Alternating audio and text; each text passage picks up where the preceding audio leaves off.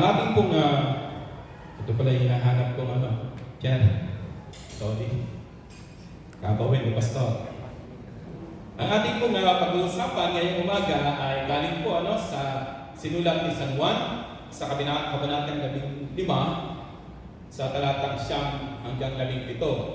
If you are following our lectionary references, mga kapatid, ito ay katuloy lamang ng mensahe ng Panginoon sa pamamagitan ng ating Kuya Wabe, na Kuya June, noong nakaraang linggo. At ito po ay pinamagatan natin Finding Joy in Obedience, o sa pagsunod, nakakasumpong tayo ng kagalakan. At isilipin, sandali po yung nilalaman ng John 15:9-7.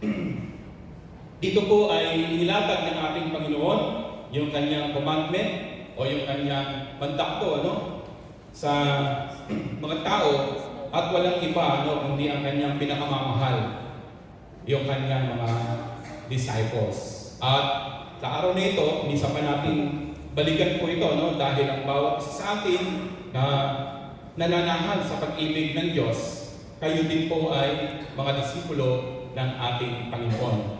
At wala pong ginamit ang ating Diyos sa kanyang ministeryo kung hindi nakaugat lahat sa pagmamahal. Sabi ng iba ay pag-ibig.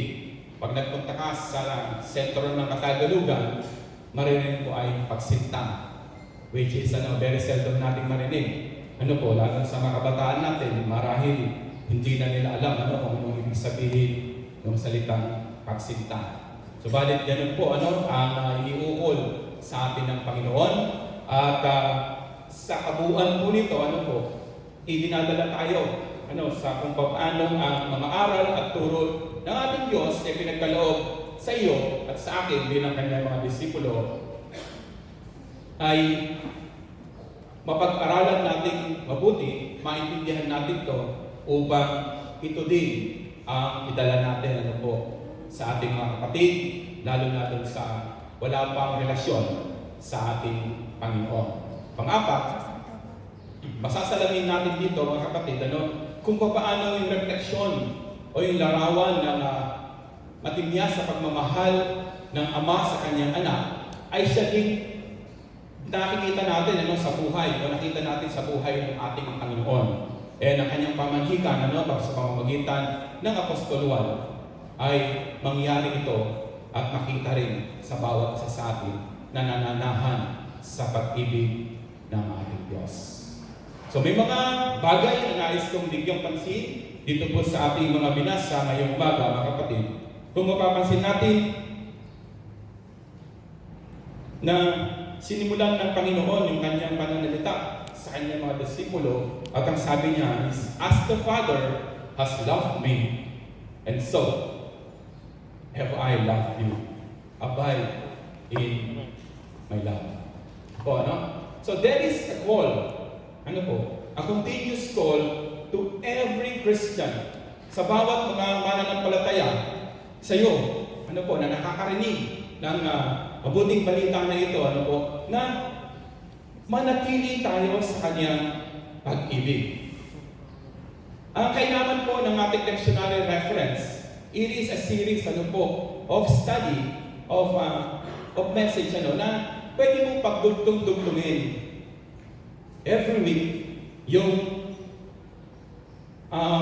pagtakbo ng mga mensahe ng ating Panginoon. And if you are really sumusunod dito, mapapansin niyo na yung ating lectionary reference, merong year A, merong year B, at year C. So hinati ng mga Bible scholars yung kabuuan ng Biblia mula sa Lumang Tipan hanggang sa Bagong Tipan. At tayo ay nasa year B ngayon. Ayan po, Kaya, nung tayo ay nagkasama, nung unang taon namin dito, at yung pangalawang taon, at yung ikatlong taon, doon po natin kinukuha yung ating lectionary reading. So, mag-discuss po si Ini, ano ba yung ibig sabihin ng abide? Yan, If we're going to consult Mr. Webster, ang sinasabi dun sa abide, sabi po doon, it involves remaining It involves dwelling and persisting in His love continually. To abide is to remain, manatili. And to dwell is manahan. Ibig sabihin, ginaganda ka ng Panginoon na huwag kang aalis tabi ko. Huwag mong iiwanan ang mga sinabi ko sa iyo at tinagabilin. And to continually persevere sa kanyang pag-ibig. The very reason why, mga kapatid, na nakakapanatili tayo sa pag-ibig o sa pagmamahal ng ating Panginoon because we also learn how to persevere. Yung abiding love ng Panginoon ang siyang yumayakap sa bawat isa sa atin, lalo na kung tayo ay dumadaan o nakakaranas ng mga problema sa buhay. Hindi po ba? Doon natin tila ba mas nais ng maranasan sa sambahayan natin. Halimbawa, na kapag tayo ay nandun sa ganung kalagayan, we want them to be very, very close to us. Gusto natin maramdaman na they really taking care of us. Lalo na yung mga bagay na hindi na natin magawa. Yan. Danas na danas siya ng mga nandun sa hospital. May po ba? Nandun sa critical condition na kahit anong gawin nila, hindi nila magawa physically yung dami nilang ginagawa, and they lean to those people they think whom they love. At ganito yung sinasabi sa atin ng Panginoon, when He say, abide in my love, manatili ka sa aking pag-ibig. Sinasabi sa atin ng Panginoon ang mga bagay na ito dahil ayaw niya na magkulang ka. Amen po ba? Napakaganda ng emphasis ng ating mensahero nung nakarang linggo dahil nagdala pa siya ng panggupit. Just to put emphasis doon sa detalye ng mensahe ng nakarang linggo. Na gano'n ang mangyayari sa iyo kapag ikaw ay nawawalay sa puno. Natutuyo ka and eventually magiging kang pangkatong. Habang sinusubaybayan ko po yung pangyayari sa General Conference natin, mayroon akong nabasa isang tala. Sabi po doon, at the end of 2023, 7,660 UMC churches in the U.S. disaffiliated. At bago nangyari yung GenCon, ang laman ng mga balita, because the world is watching what's gonna happen sa UMC. So ang laman ng mga balitang yan, karamihan kung mapapasin nyo, ay yung mga humiwalay.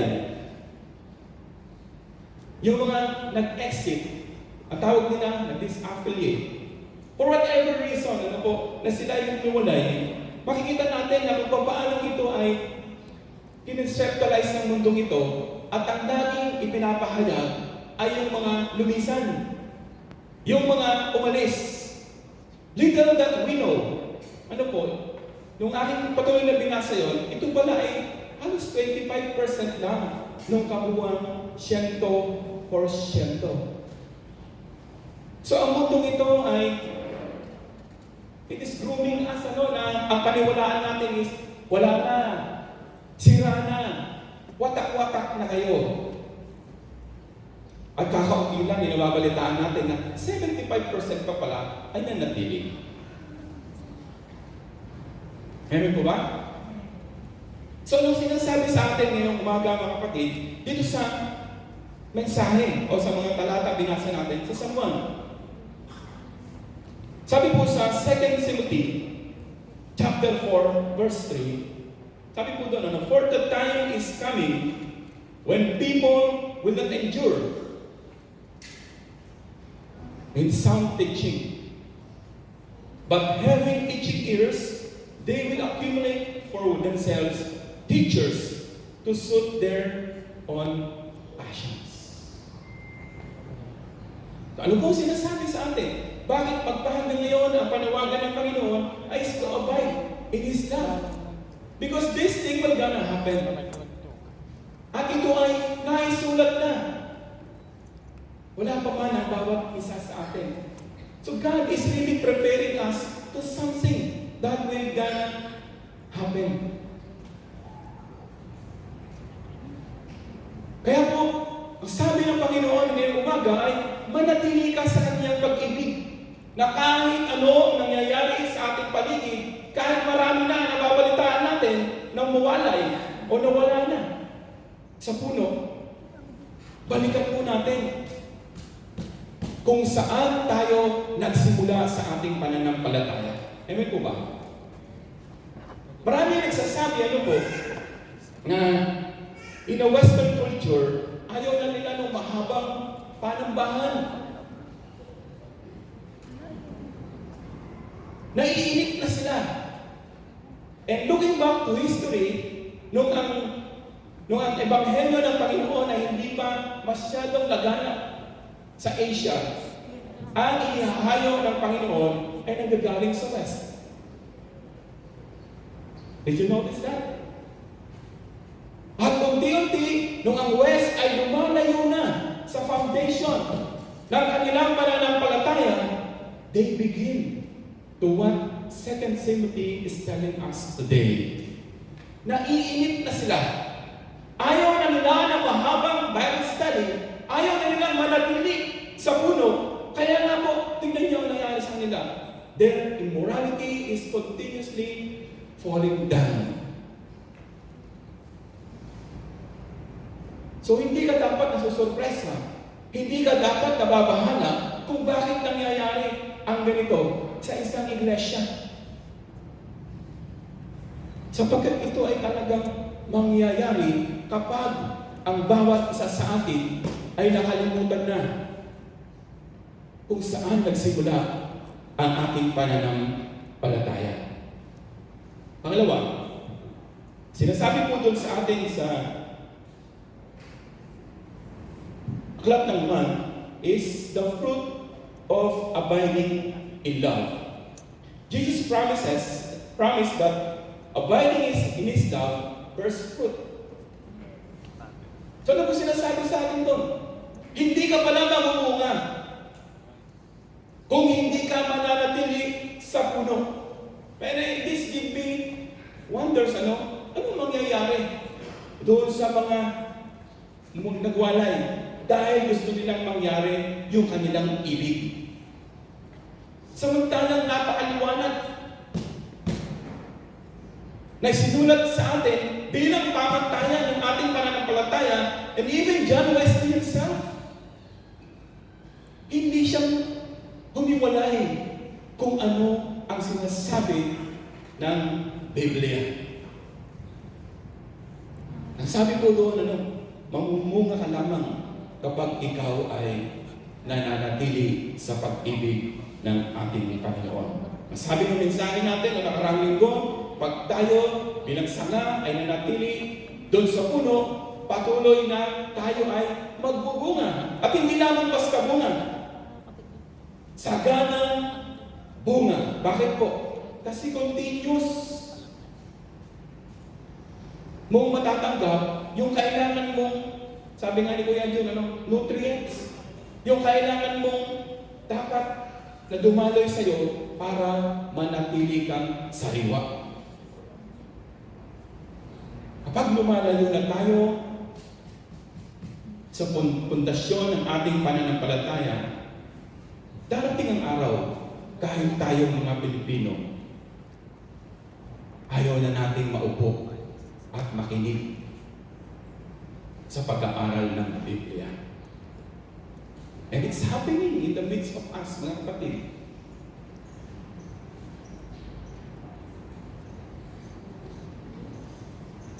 So ano pong sinasabi sa atin doon, sa fruits of abiding in love? Sabi po doon is, we must stay with what the Bible teaches us. Kaya kung alam mo, kung nagbabasa ka palagi, nag-aaral ka palagi ng Biblia, alam mo kung ano ang gagawin mo. And you will be confident that whatever might lies ahead, hindi ka mawalay doon sa puno. Dahil ang plano sa iyo ng Panginoon ay magbunga. So, tinatawag niya tayo na manatili at magbunga sapagkat yun lamang ang susi upang tayo ay magbunga ng sagana. Kaya po mga kapatid, di ko maintindihan kung anong klase ang bunga, kung anong klase ang bunga mayroon sa mga nagsusulong ukol sa same-sex marriage. Sa pag-oordina ng mga kapatid natin na hindi nila tinuturing na sila ibilong na lalaki lang o babae lamang.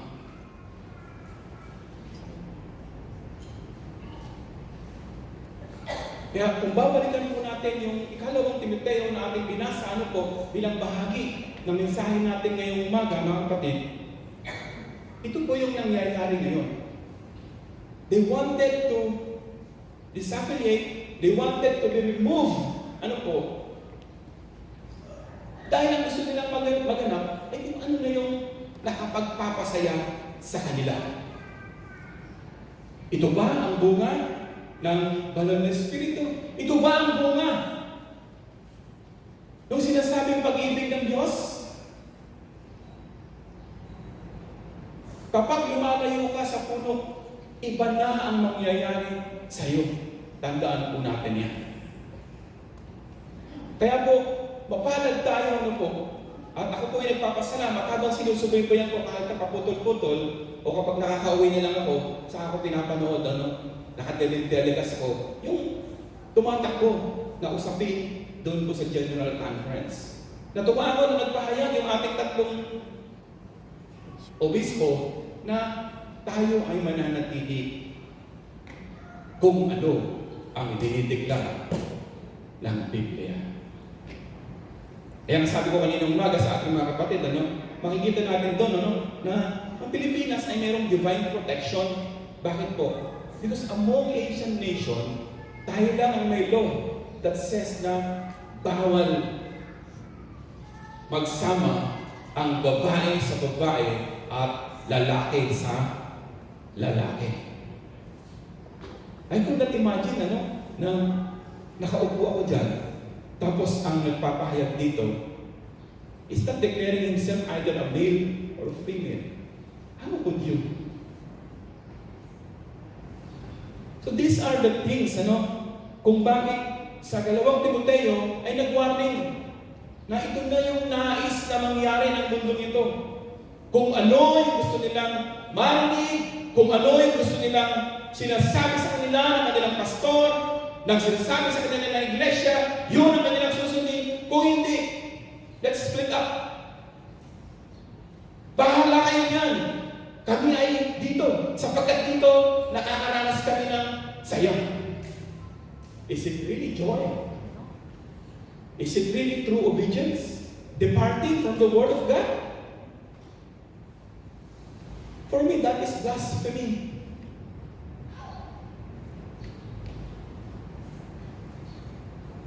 It's a blasphemy. Because they are not tolerating what the Lord doesn't want to happen. Kaya mag-ingat po tayo mga kapatid. Balikan natin ang daloy ng pagpapala. Balikan natin kung saan tayo patuloy na lalago. Kaya nga sabi niya doon, abide in me. Abide in my love. At ngayon sinasabi niya sa atin, na mamumunga ka lamang kung mananatili ka na susunod sa kanyang kalooban.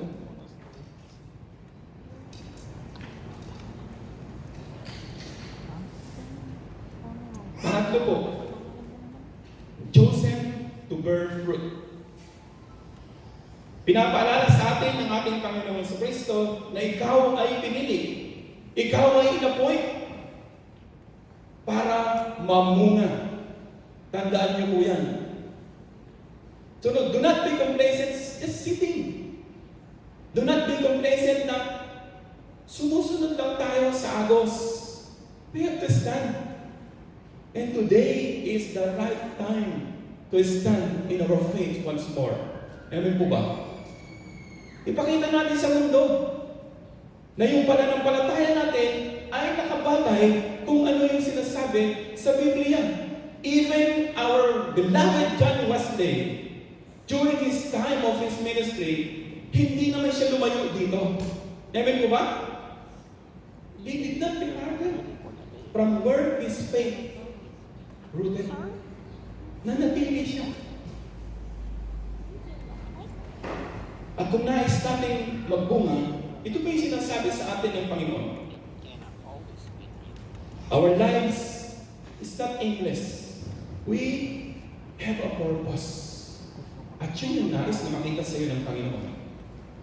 Mamunga ka ng sagana.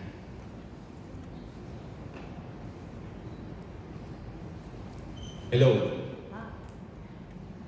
Mamunga ka ng sagana. See, marami pa tayo mga empty spaces. When we go out today, let us think about these things. About how our lives will gonna matter. Lalo na ngayon na meron tayong kinakaharap sa ating pananampalataya. Natutuwa ako po dahil hinaharap natin yung regionalization. Although it's still a long shot. At ang isang nakita kong maganda doon ay makakagawa tayo ng mga konsepto na kung saan aakma sa ating kultura, aakma sa ating batas. At ang pinakamahalaga sa lahat, alam nyo, sabi ng tatlo natin obispo, hindi tayo lalayo kung ano ang idinidikta sa ating ng Biblia. Because all of us started sa Biblia. Habang papalapit na po ang end ng konferensya, maraming mga kapahayagan ng Panginoon po sa inyong lingkod, sa aking family. Sa bawat kapatirang nakakadaupang palad namin, ay naipapakita sa amin ng Panginoon kung saan dapat akong tumayo, kung saan kami dapat sumunod para po sa kaligtasan ng ating Diyos.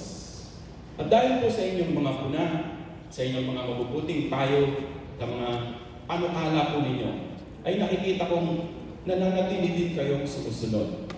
I can consider that we are making good fruits that God let us bear. Dahil nagiging kagalakan po namin kayo sa Panginoon. Kayo ay nagiging expression namin na kahit marami ang ating mga hindi pagkakaunawaan, you still choose to abide in His love and keep desiring to bear fruit. Palakpakan po natin.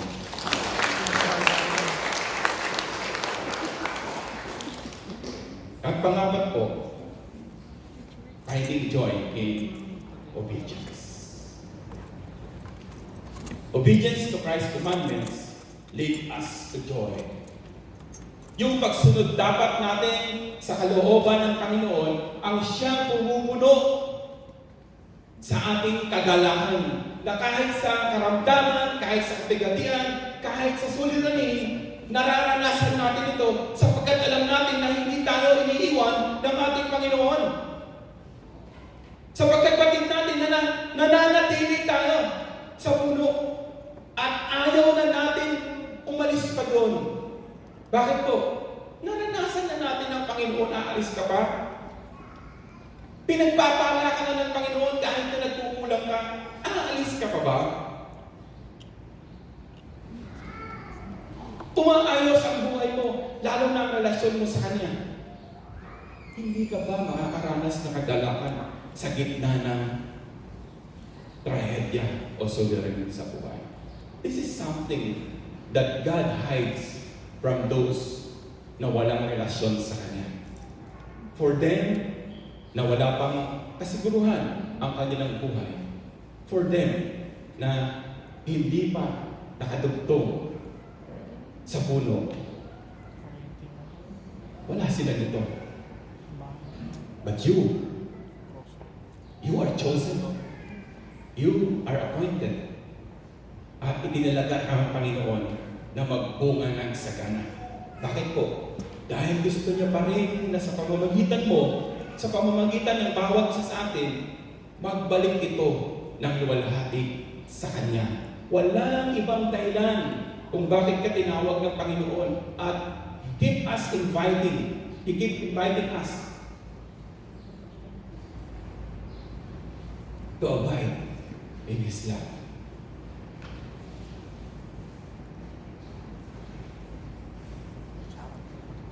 Bilang mga itinerant workers, sooner or later ay tatanggapin na naman namin ang aming mga bagong destino come annual conference. Sabi nga ng mga pastor, kakilala namin, yung Bisaya, kakilala mo din, dapat nakahanda ka palagi, pastor, na 1 taon ka lang. And whatever lies ahead, dapat alam mo na mangyayari yan.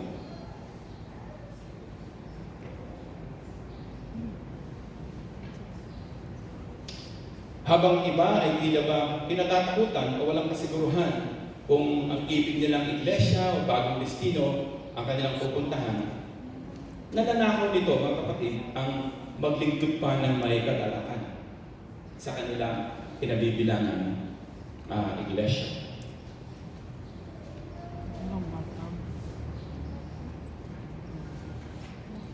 I have been trying to convince myself na talaga bang ang pamantayan na sa pagpili ay acquaintance na lamang. Sino yung kakilala mo, yun ang magiging pinakamalaking basehan para ikaw ay manatili o ikaw ay mailipat. Hindi na ba binibigyan ng consideration na meron nagpapagal? Meron talagang nananatili kahit nahihirapan. Kaya sinasabi, they still find joy in obeying what the Lord's task was given to them.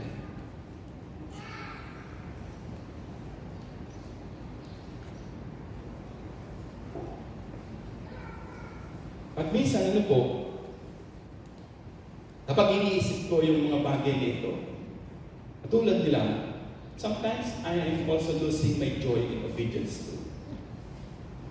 Nakakaramdam ako ng pagkapagod kapag alam kong nagiging parang gano'n ang pagpamantayan. For how many years, gano'n ang nagiging pamantayan. Sabi ko, tutulad na rin ba ako sa kanila? Will I let them lose my joy in following the Lord Jesus? Kaya nagpapasalamat ako sa Panginoon, mga kapatid, dahil marami sa inyo ang ginagamit ng Diyos upang manumbalik ang aming kagalakan sa pagsunod.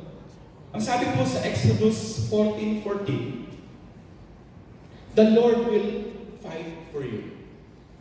The Lord will fight for you. And you have only to be silent.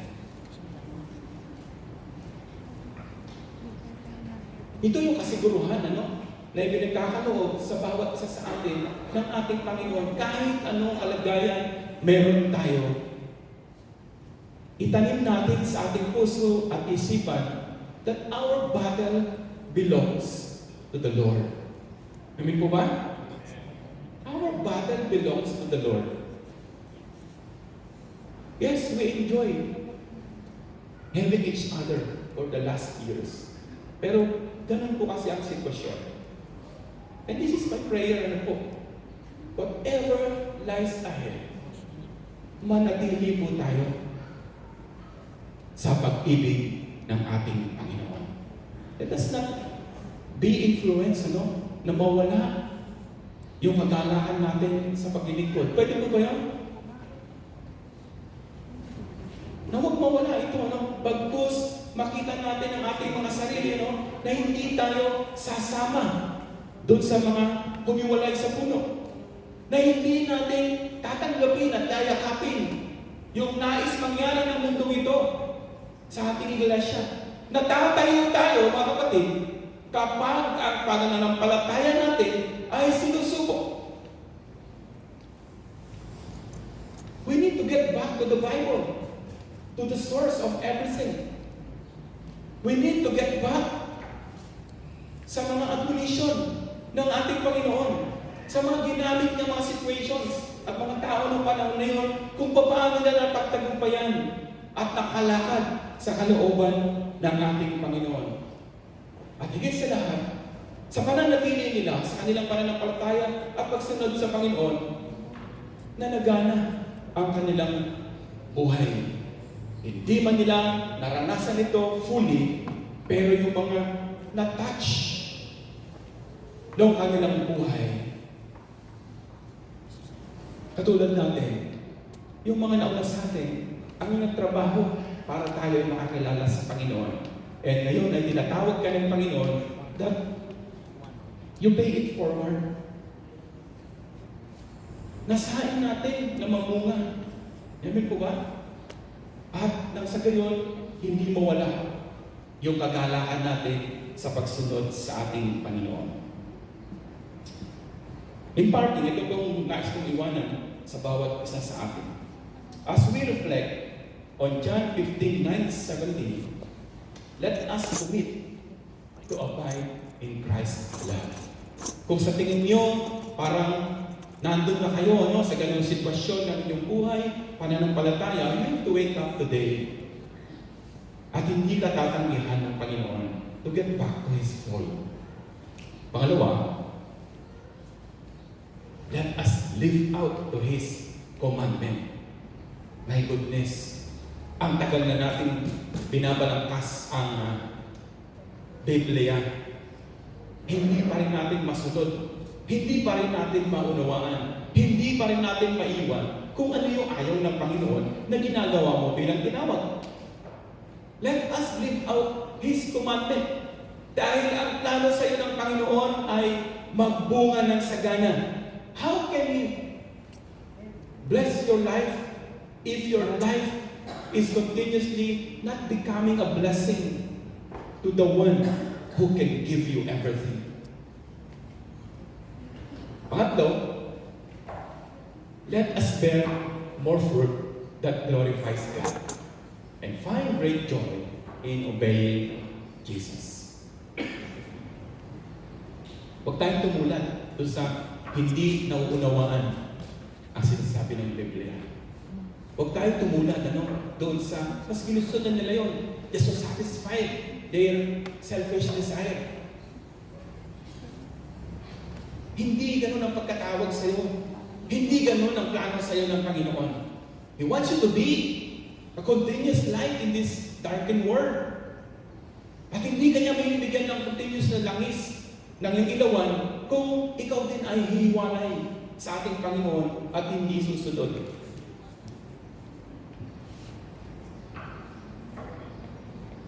May we live as examples of the healing power of Christ's love, leading people to Him and exalting His wonderful name.